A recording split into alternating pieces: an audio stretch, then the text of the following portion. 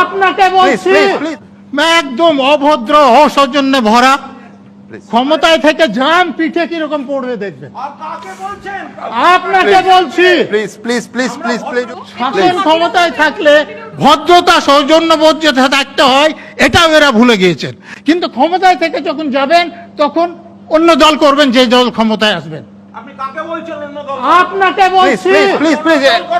আপনার অভদ্রতার জন্য বলছি। আপনার সময় আমি একটা কথা বলিনি, ভদ্রতা দেখেন, ভদ্রতা দেখেন। আপনার সময় একটা কথা বলিনি, এর মধ্যেখানে নয়। আপনি ওপেন ফোরামে বলবেন, ওপেন ফোরামে বলবেন। এটা হবে না,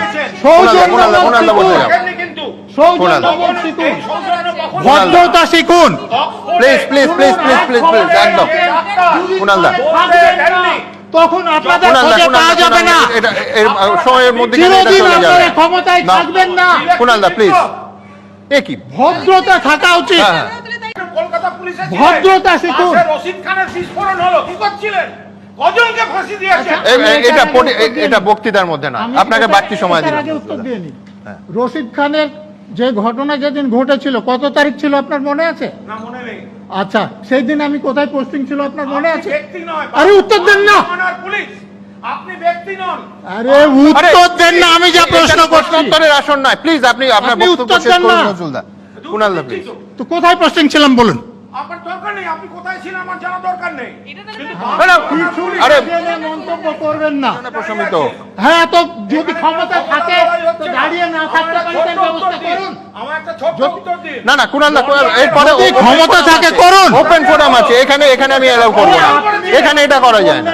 প্লিজ। তখন আমি একটা কথা বলেছিলাম, তো আপনি তো ওপেন ফোরামে পাবেন, প্রশ্ন করবেন। তো আমার বক্তৃতার মাঝে কেন আপনি কথা বলতে আসছেন? না নজরুলদা প্লিজ প্লিজ প্লিজ, কথা বলেছেন, আমি একটা কথা বলেছি। না প্লিজ, আপনি বক্তব্য শেষ করুন একদম। দয়া করে একটু ভদ্র ব্যবহার শিখুন।